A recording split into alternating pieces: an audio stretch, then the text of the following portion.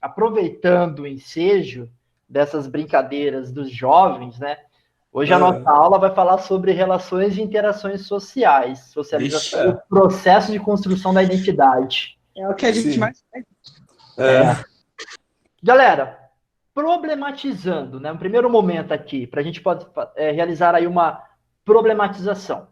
E aí era legal que vocês registrassem aí no chat, porque eu acompanho depois, eu vejo o que vocês escrevem como questões, perguntas, né? Algumas colocações. Quando eu coloco essa pergunta aqui, o que é ser jovem nos dias de hoje? E aí a gente pode pensar, o que é ser jovem? Na condição do quê? Do nosso tempo, se a gente pensar o momento que nós vivemos, a gente pode pensar ser jovem no ano de 2020, né, esse ano louco, mas nesse atual período de acesso fácil a qualquer conteúdo pela internet, a condição social que nós pertencemos, né, ao momento que nós estamos vivenciando, o atual presidente, o atual período, enfim, a gente pode pensar no nosso tempo de uma maneira muito, do nosso tempo, né, de uma maneira muito ampla.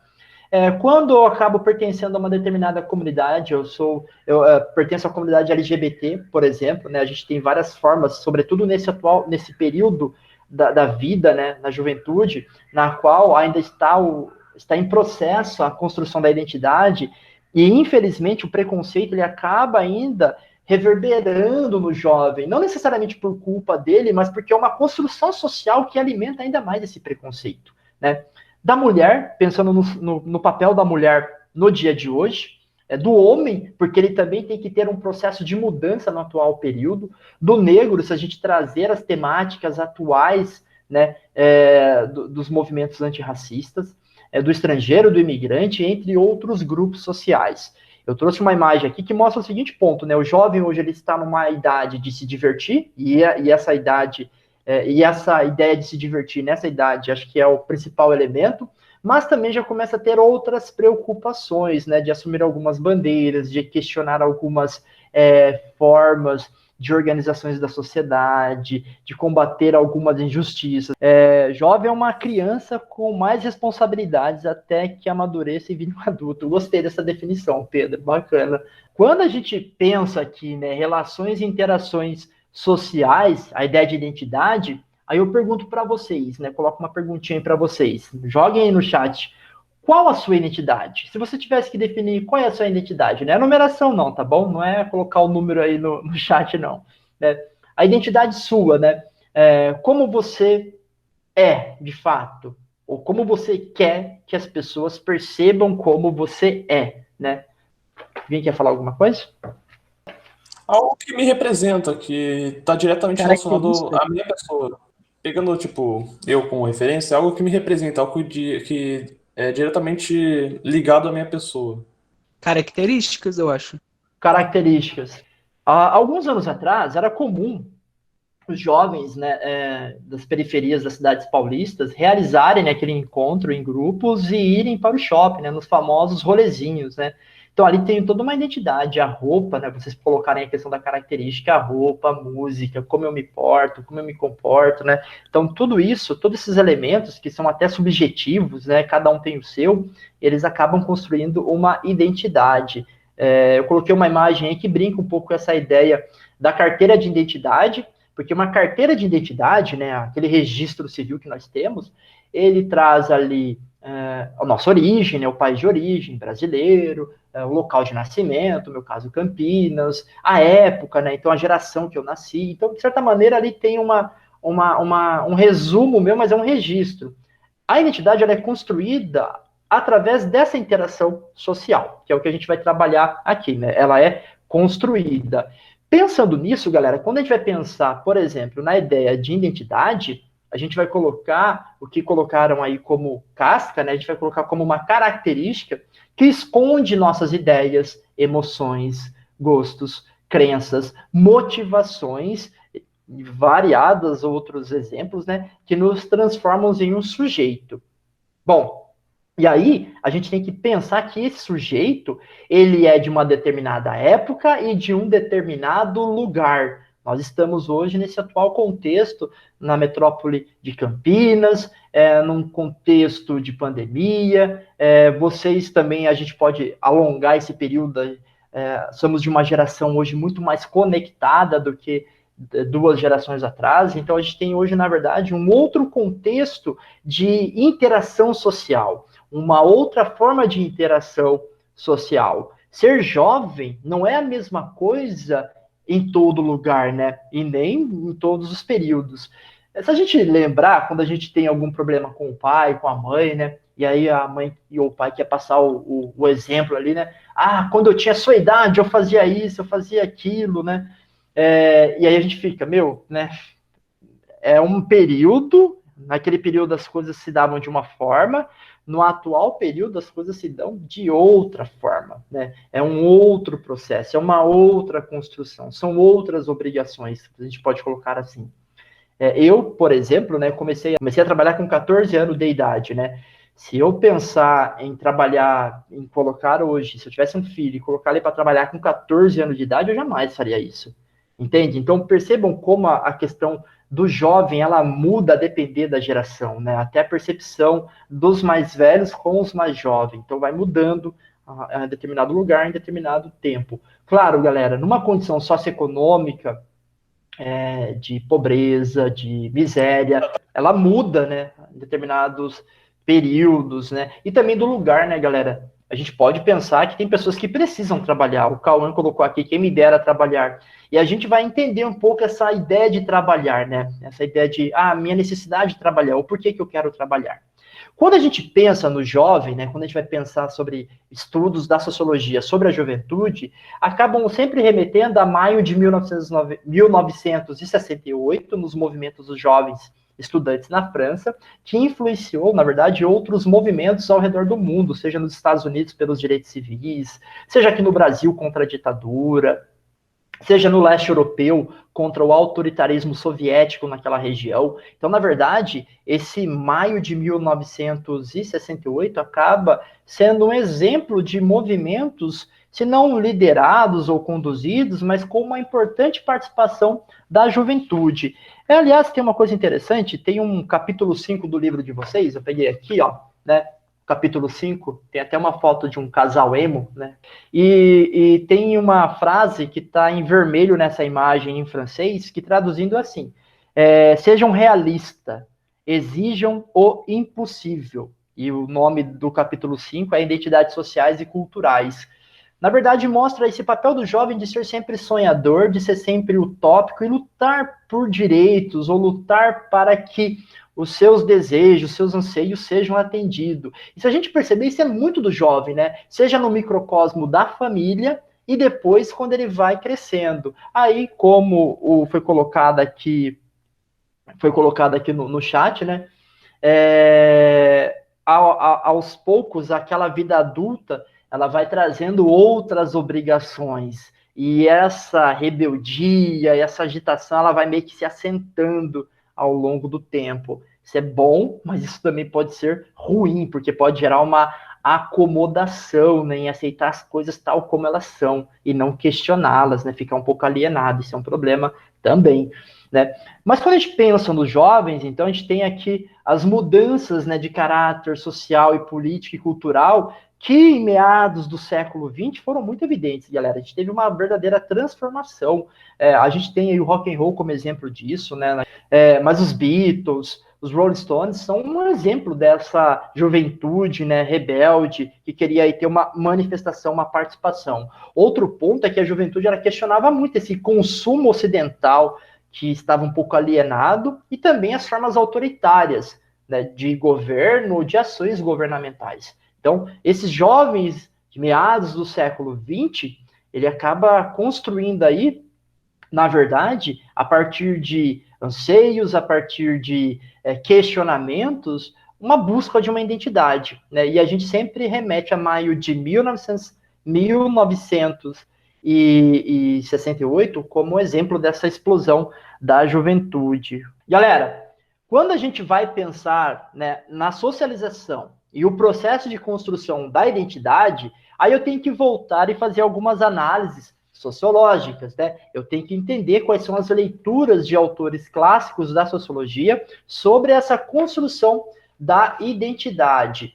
Tem um filme que eu postei para vocês, O Enigma de Caspar Hauser, né, que eu coloquei no Google Sala de Aula, no final do primeiro bimestre, iniciando aí o segundo bimestre, que trabalha essa ideia de identidade. Eu não sei se vocês chegaram a assistir. Ele é um filme antigo, tá bom? Ele é um filme um pouco antigo. Mas ele é bacana porque ele mostra ali, né, a vida de um adolescente, né, que vivia preso, e ele começa a ter aí uma interação social na adolescência. Então, toda a infância dele, ele ficou num porão, ele ficou isolado.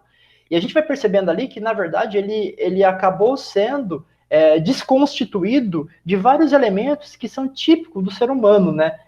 Do que a gente trabalhou na aula passada de socialização, de socializar, tá bom? E aí esse é um ponto bacana, galera, de se perceber, porque o sociólogo George Herbert Mead, né, ele vai falar o seguinte, quando a gente pensa em identidade, a gente está falando, né, em si mesmo, no self, né, trazendo a ideia de self. E esse self, ele é construído pelas interações sociais, é o self social, né? E ele não é biológico ou genético. Na verdade, tudo aquilo que me faz, tudo aquilo que me constrói enquanto indivíduo é em função das interações sociais, a fala, os gostos, ou seja, tudo aquilo que entra em contato nas minhas interações sociais contribui para a formação da minha identidade. Não é algo biológico ou genético, é algo que se constrói na interação com o outro. E ele vai falar que esse self, ele se apresenta de duas características, né? Quais seriam essas duas características? O eu, que refere-se ao sujeito que age, então eu vou vestir uma roupa, eu vou usar um corte de cabelo, eu vou usar uma calça, eu vou usar um determinado tênis, eu vou cantar, isso é ação. O que eu quero fazer, né? O que eu vou fazer para representar essa minha identidade, é o que eu faço, né? E o mim, que refere-se a como nos vemos, né? Através dos olhos de outras pessoas. Sabe aquela ideia, né? Às vezes a gente está em um determinado local, fala alguma coisa, nossa, o que aquela pessoa pensou de mim? Quando a gente fica imaginando o que a outra pessoa está pensando de mim. Então, a identidade, segundo o Mead, né, ele é construído dessa seguinte forma. Primeiro, a minha ação, o eu, né, e o mim, que é aquilo que eu acho que as pessoas estão pensando de mim. Nossa, será que ele reparou no meu cabelo? Será que ele gosta de mim? Né? Então, toda essa ideia é aquela projeção que a gente faz do outro, ou melhor, né, aquela imaginação que a gente tem em pensar o que o outro está projetando sobre nós. É isso aqui que mostra um pouco dessa construção dessa identidade. Bom, continuando, eu tenho um outro sociólogo, o Erving Goffman. Ele vai falar o seguinte, né, na sua obra A Representação do Eu na Vida Cotidiana. Ele vai falar que a ação do indivíduo não tem apenas um objetivo instrumental, traduzindo, né, o interesse. Não é só isso. Ele também é condicionado pelo modo, né, como o sujeito quer aparecer diante dos outros, como eu quero me mostrar diante dos outros. Então, aqui não foge muito da ideia do Mead, por exemplo, que a gente acabou de verificar. Tem também aqui uma continuação de uma mesma ideia. Ano passado, na escola, eu li um livro que chama... Eu não sei se eu já comentei com você, que é De Repente nas Profundezas do Bosque. É um livro legal de pensar com um olhar sociólogo. Olha aí na tela, o escritor. Não é esse o livro, mas é o escritor, é o mesmo. Ah, é que eu não lembro o nome do escritor, mas beleza. É o mesmo escritor. Tá aqui, aliás, o livro. Deixa eu continuar aqui. Se a gente pensar, então, galera, que está colocando aqui, o indivíduo e sua identidade, elas são produto aí, segundo Goffman, né, de uma cena que é representada durante uma determinada situação. Isso aqui, a gente pode pensar uma determinada situação, eu estou representando. A minha identidade, ela é apenas de professor? Não, eu também sou um outro sujeito fora o ambiente da sala de aula, né? Ou esse ambiente aqui que eu montei uma sala de aula resumida, né? Ou esse canal que nós temos aqui como sala de aula, né? Então, na verdade, a nossa identidade construída, ela passa aí por um processo de representação, mas é importante destacar que nós temos diversas identidades. Tem um anime, né, um desenho japonês, se eu não me engano. Agretsuko. Mas ele é engraçado, esse anime, né? Eu assisti um episódio, né? Porque eu tinha visto alguém comentando sobre ele e eu fui verificar. O tempo acabou me levando a ver outras coisas, né? Mas eu fui assistir porque ele mostra uma personagem, né? Toda bonitinha, e tal, com atarefada com os trabalhos, né? Com os compromissos. E quando ela sai daquelas obrigações e ela cumpre as tarefas todas em dias, tal. Quando ela sai dali, ela vai para um karaokê cantar heavy metal, né? E perde, assim, a estribeira total, assim, mete o louco, literalmente, entendeu? Então, essa ideia de identidade que a gente está falando aqui, em um determinado local, eu tenho um papel social, eu represento. Em outro local, eu mudo o meu papel social em função das circunstâncias, né? Por isso, essas diversas identidades. Às vezes a gente acorda cedo e coloca aí uma identidade, né? E se a gente pensar em rede social, a rede social tem várias possibilidades de identidade. Eu posso parecer mais bonito na rede social, eu posso parecer mais inteligente, eu posso parecer mais fitness, eu posso parecer um monte de coisa a depender do papel social que eu vou querer representar naquele dado momento, por exemplo. Pensando nisso, né, continuando no Goffman, ele, na obra dele, ele vai brincar do seguinte ponto: nós temos um palco, então o palco está aqui. Toda hora que o Lucas liga o microfone, ou o Cauã, ou o Pedro, e eu aqui, né, a gente tem um palco, a gente está aqui atuando, a gente está, através dessa circunstância que é a aula, tendo um diálogo, tendo uma conversa e, portanto, tendo uma interação social, um processo de socialização. Tem a plateia, que geralmente é aquelas pessoas que estão mais distantes. A gente pode trazer como exemplo aqui, a galera fica com o áudio fechado e prefere ter uma participação mais, né, contemplativa do que está colocado aqui. Como ouvinte, por exemplo, seria essa a ideia. E nós temos também o que seria uma fachada, né? Por exemplo, eu hoje estou assumindo uma fachada de professor de sociologia. Eu sou só professor de sociologia? Não, tá bom? Vocês são apenas alunos, né, aí da escola. Fachada é o tipo de personagem. Isso, seria isso. Fachada é a ideia de personagem. Seria exatamente uma máscara que a gente usa em qualquer momento, sabe? Exato, essa é a ideia aqui, né? Então, fachada, portanto, é o equipamento expressivo de tipo padronizado, intencional ou inconscientemente empregado pelo indivíduo durante a sua representação, tá bom? Então é isso. Muitas vezes isso se dá de uma maneira intencional, outra se dá de uma forma inconsciente, né? Sai de uma forma até meio inconsciente. Fale, Pedro. Eu tenho um relato. Quando eu era pequeno, eu acreditava que o professor morava na escola, botava um carregadorzinho e carregava e ficava na escola o dia inteiro, e é isso. Aí, porque, tipo, eu só sabia do professor quando eu tava na escola. Eu olhava na sala, o professor já tava lá. Então, teve um dia que eu fui no shopping e eu olhei na parte do, sabe o Unimartin? Do enxuto. E eu vi meu professor descendo do enxuto. Nossa, eu entrei em pânico, porque como assim o professor não tá na escola, não tá carregando a pilha dele lá para ficar dando aula? Se vocês lembrarem do primeiro dia de aula, eu coloco isso numa fala minha sobre respeito, que eu respeito muitos alunos e exijo mesmo dos alunos, né? Porque eu não sou uma máquina que fica ali carregando. Eu usei exatamente esse exemplo no primeiro dia de aula, para quem não está lembrando aí, né? Eu fiz isso, né? Como eu babo no computador. Nossa, eu vou ter que ligar o computador inteiro, velho. Caramba, meu. Bom, se vocês perceberam, tanto a análise, aqui, deixa eu voltar, de George Herbert Mead, né, quanto do Irving Goffman, elas são muito parecidas, elas se encontram, né? A gente tem aí os papéis sociais, vamos colocar assim. Quando eu vou continuando com essa análise sociológica, né, aqui a gente viu uma análise um pouco antropológica, psicológica também, de certa maneira, né?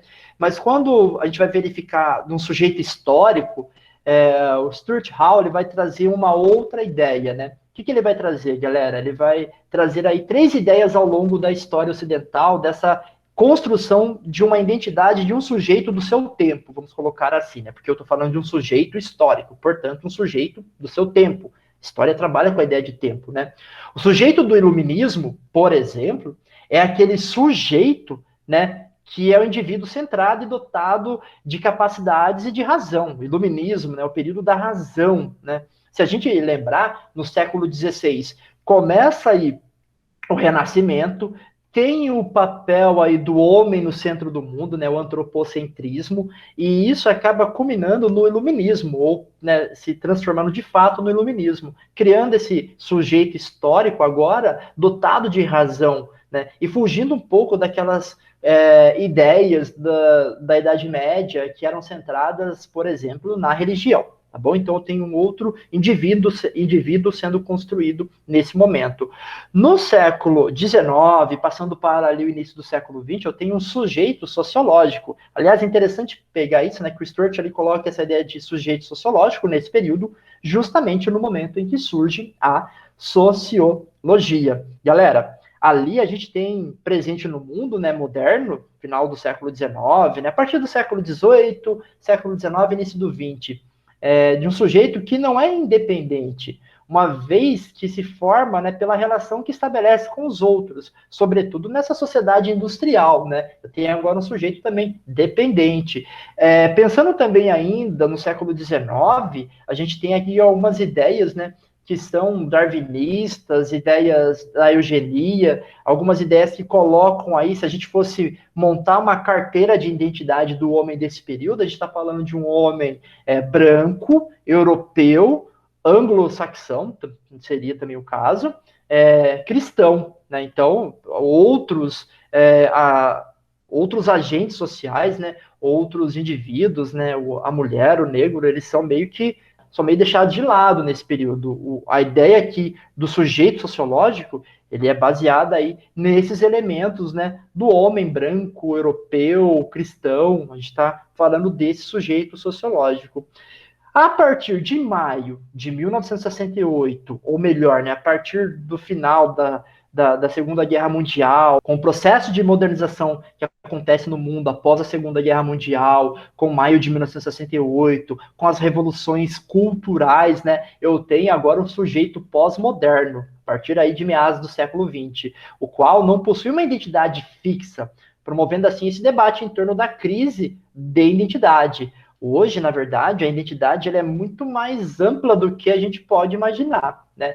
E essa identidade, ela fica clara no seguinte ponto, galera. Ela não é algo fixo, algo estanque, né, datado. Não, a identidade ela é algo mutável, ela muda conforme o tempo. E vai sendo suscetível a essas mudanças. E podendo ocorrer ou decair a morte, né, dessa identidade, dando lugar a uma outra nova identidade. Vou brincar aí o que vocês colocaram, né? O boy, o girl aí da vida, né? Então você tem o surgimento aí de novas identidades. Galera, jovem, qual é a sua identidade? Uma ou várias? Por que seria várias? Porque depende do contexto onde você está, sabe? Tipo, você não vai ser você mesmo diante de um juiz, sabe? Diante de uma pessoa que vai fazer você entrar em um emprego, sabe? Numa entrevista. Você tem que ter essas máscaras, entre aspas, porque você não pode falar que nem, tipo, falando gíria durante uma entrevista, falando com uma certa, como posso dizer, com um certo linguajar com certas pessoas.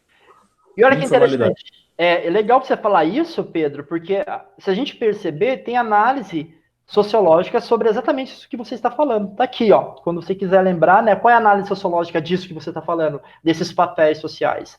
O George Herbert e o Goffman, por exemplo, né, ele deixa mais claro nessa questão dos papéis sociais que nós representamos a depender dos contextos que estamos inseridos. E o senhor acha que é ruim ou bom essa máscara que a gente tem?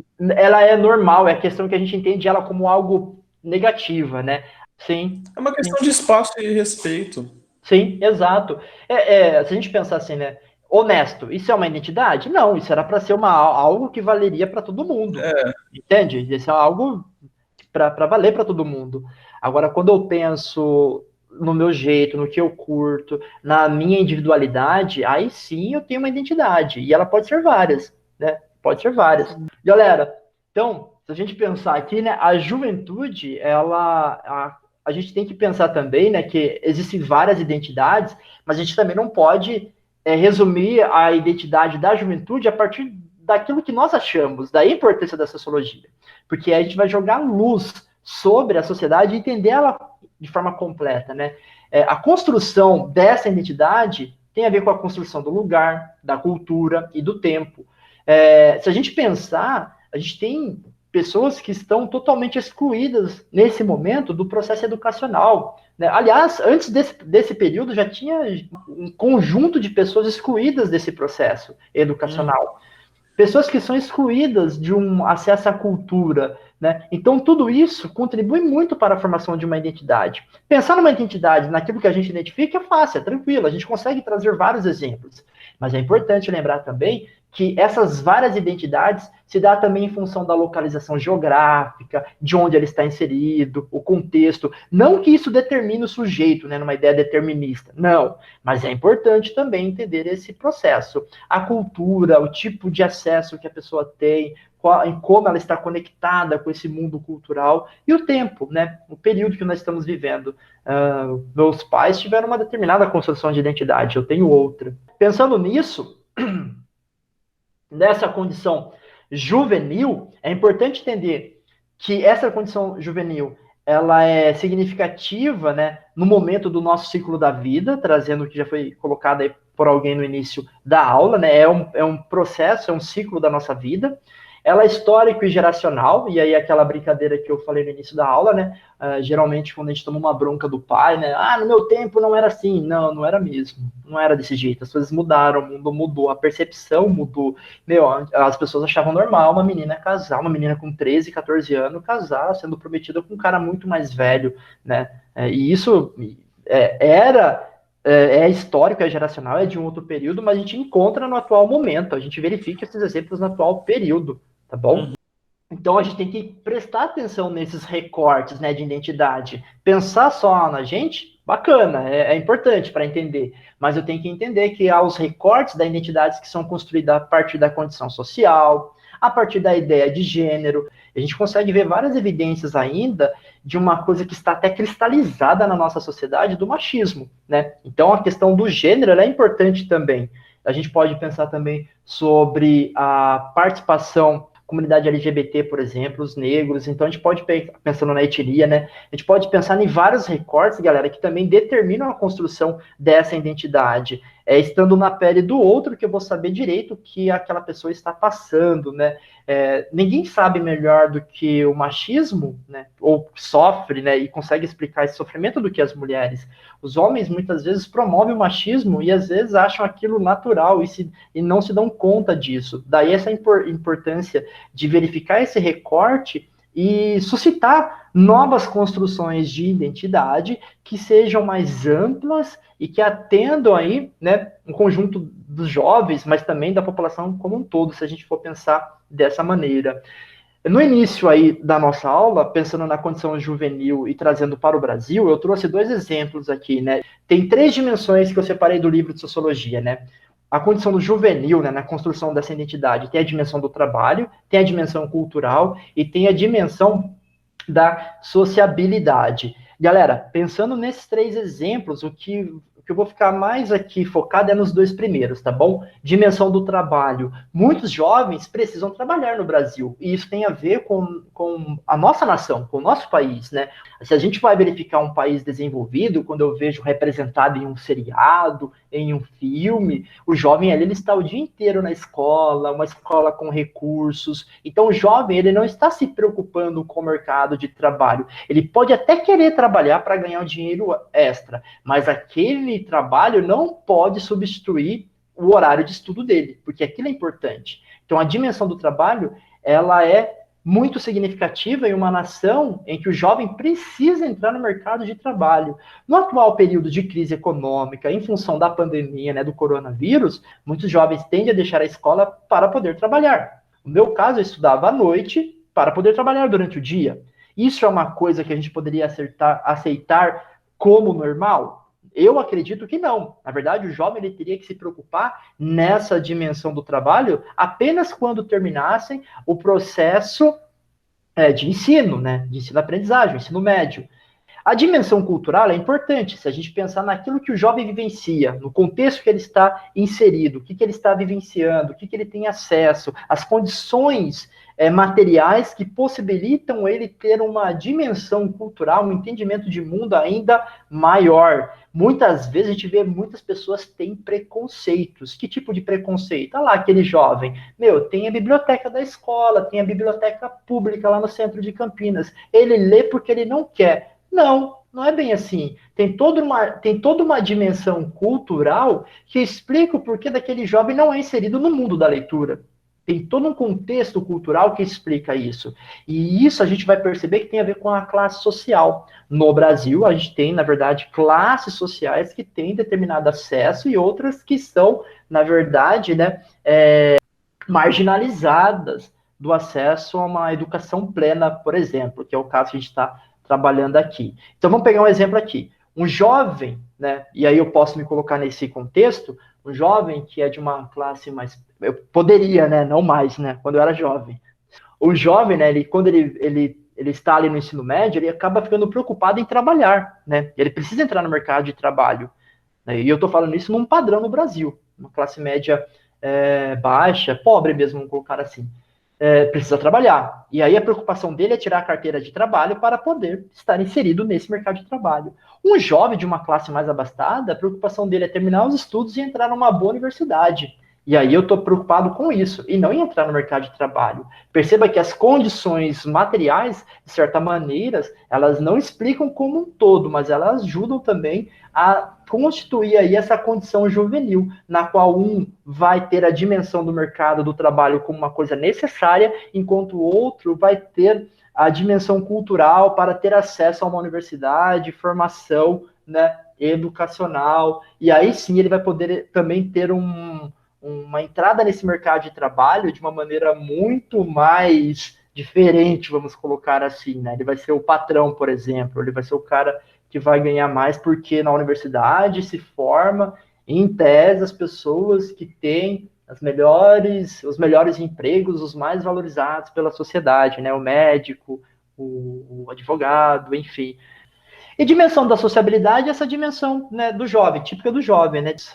Aqui, na verdade, a dimensão da sociabilidade a gente já tratou muito durante as nossas aulas passadas, né? Seria a possibilidade do jovem, né, socializar nas diversas instâncias, nas diversas instituições sociais que vai sendo constituída ao longo aí desse processo, desse período de formação. Galera, jovens e suas identidades. Nossa, esse vídeo, cara.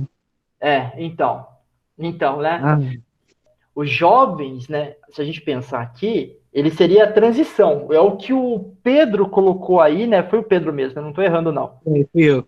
Fica, acho que Jovem é uma criança com mais responsabilidades até que amadurece e vira um adulto. Exato, eu gostei dessa frase, eu gostei. Você já pode, depois dessa aula, fazer a sua redação. A maneira de pressionar o aluno, né? Galera, se a gente pensar, a juventude ela é uma transição. E é isso mesmo, né? O vai e vem entre os prazeres da juventude e a vida rígida das obrigações adultas. Vocês já têm essas obrigações adultas. Vocês têm que ter uma certa responsabilidade. Ora com o horário, outras com os afazeres domésticos, né? Não é ser explorado, né? Nada disso. A galera às vezes fala, nossa, eu sou explorada aqui em casa, me colocam para lavar louça, me colocam... Isso são tarefas que a gente brinca, mas a gente sabe que é necessário ali para um convívio, né? Sobretudo nesse momento na qual estamos inseridos, né? Juntos, vivenciando ainda mais, né? Com os familiares, né? Com essa instituição família mais próxima. Se a gente pensar aqui, pensando nessas obrigações da vida adulta, a primeira obrigação muito clara que a escola tem que trazer é que ela forma um cidadão. E vocês, apesar de não votarem ainda, já são cidadãos, tá bom? Você já tem uma cidadania sendo construída. Não é o cidadão pleno ainda, mas já é um cidadão. Já tem aí direitos e deveres muito claros colocados pela nossa sociedade, pelas outras instituições sociais que são exteriores a vocês, mas que exercem uma coercitividade. Olha eu usando os conceitos lá do Durkheim aqui que nós trabalhamos em aulas passadas, né? Então, aqui eu gosto de pensar nesse exemplo. O eu, indivíduo, né, define a identidade. O outro, a minha relação com o outro, caracteriza a alteridade. E o que é a alteridade, galera? A alteridade é entender a cultura diferente como algo possível e eu não discriminar aquilo. É eu entender que o outro também existe como ser humano tal como eu. Entendem isso? Então, na verdade, a escola ela deve cada vez mais exercitar isso. A definição da sua identidade, quando a gente fala de projeto de vida, tal, realmente isso faz parte, mas também esse exercício de cidadania que é formado ali na escola, por isso a gente fala de racismo, machismo, tal, para que essas coisas sejam eliminadas da nossa sociedade, começa ali na escola, e para que a gente construa a alteridade, que é entender o outro como indivíduo pleno, tal como eu me identifico. Esse é um ponto, né? Então, quando a gente vê, né, essa reportagem que saiu no Fantástico, foi no último domingo, se eu não me engano, né, da mulher sendo ali, um fiscal estava trabalhando e fazendo a atuação, né, ali nos bares do Rio de Janeiro, e foi atuar um casal, e a mulher falou, ele não é cidadão, ele é um engenheiro civil, famosa carteirada, né, mais que você, né, completando a frase, para quem não viu o vídeo, retrata mais ou menos isso. Então a gente vai verificar que essa pessoa, né, essa mulher, ela não tem aí uma clareza da alteridade, de se colocar na pele do outro, né? E pelo contrário, ela inclusive se acha superior. E isso é muito comum no cidadão médio brasileiro. E a gente deve, galera, caminhar no sentido de eliminar essas concepções, essas construções de indivíduo e essas percepções de sociedade que nós temos hoje. Eu acho que é questão de falta de empatia também, cara. Exato. Então, a alteridade é isso. A alteridade é isso, é ter empatia com o outro. É a mesma ideia, né? É que a alteridade, ela pensa, se a identidade define eu, a alteridade define o outro. Para fechar, uma reflexão final, fechar aqui nossa aula, o senhor Lucas, durante as nossas conversas no início do ano, a gente começou a falar um pouco sobre livros. Não só com o Lucas, eu conversava com outros alunos também sobre livros aí. E o Lucas falou de um livro para mim, De Repente nas Profundezas do Bosque, ele até falou aí do livro, e eu fui ler, a gente fez uma leitura em grupo aqui, que fala justamente disso, né, de respeitar a individualidade de cada sujeito. Eu ia fazer uma comparação aqui, né, que no livro fala muito do deboche, e você pensar nessa situação aqui da reportagem você entendeu, nessa situação aqui do cidadão não engenheiro, faz muito sentido com o que o livro fala. Exato, né? O livro trabalha essa ideia das pessoas debocharem, né, dos outros personagens. E aqui essa mulher, ela tá debochando ali de um cara que depois vai ver a formação dele é muito superior, né? O cara é doutor, tal, né, entendeu? Então, esse é um ponto. Mas essa leitura inicial que eu realizei do livro do Amoroso aqui em grupo com o pessoal aqui de casa me levou aí, né, a fazer várias leituras nesse período, né, principalmente naquelas férias imediatas ali, logo após o decreto da quarentena, e eu conheci um pouco mais do Amos Oz, né, Amos Oz. E esse final de semana eu li esse livro, né, chama Como Curar um Fanático, o livro que eu li dele. É um ensaio político, na verdade, que vai tratar sobre a questão Israel-Palestina, e tem um trecho que eu gostei muito e casa muito com a nossa aula. Antes de falar desse trecho, eu queria fazer uma pergunta para vocês que é geográfica, tá bom? Eu fazendo uma relação de geografia com sociologia. O que é uma península? Vocês conseguiriam explicar o que é uma península? É um pequeno pedaço de uma certa região? Eu não sei, porque quando fala em península eu já penso na Ibérica.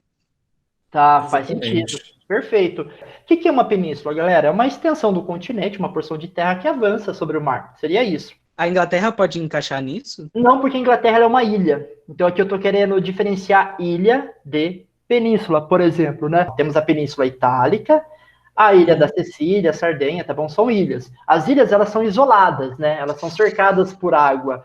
Mesmo um conjunto de ilhas que formam arquipélagos, elas são cercadas por água. O Leandro falou, a península é uma terra que tem 3 lados de costa. Bom, por que eu estou trazendo essa brincadeira aqui sobre península e ilha?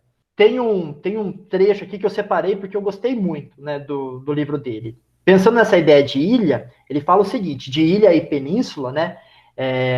Ele fala o seguinte, ninguém é uma ilha, mas cada um de nós é uma península, em parte conectado com a terra firme da família, da sociedade, da tradição, da ideologia, e em parte voltado para os elementos, sozinho e em silêncio profundo. Então, se a gente pensar aqui na Península Itálica, ela é conectada com o continente europeu, né? Então, ela tem, e se a gente fazer essa metáfora, o continente europeu seria, né, a família, as instituições sociais, a tradição, enfim, tudo aquilo que a sociedade carrega.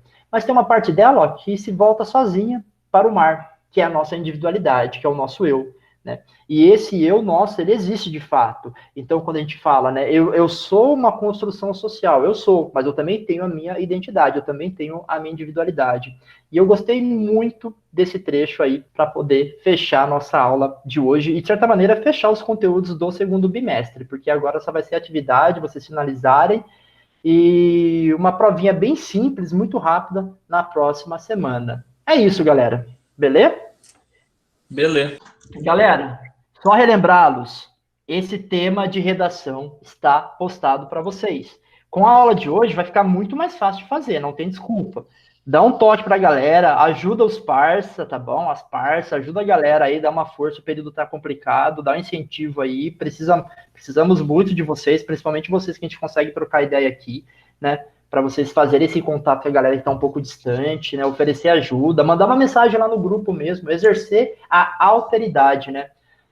Então faça essa redação, já deixei o tema lá para vocês, já corrigi algumas redações, né? O homem como ser social a partir da ideia do que é ser um social, do que é ser um ser social na condição de jovem, pertencente à comunidade LGBT, mulher, homem, negro, estrangeiro e entre outros grupos. Dá para usar muitos conceitos das aulas de sociologia, principalmente a aula de hoje. Beleza, galera? É isso. Vamos se ferrar.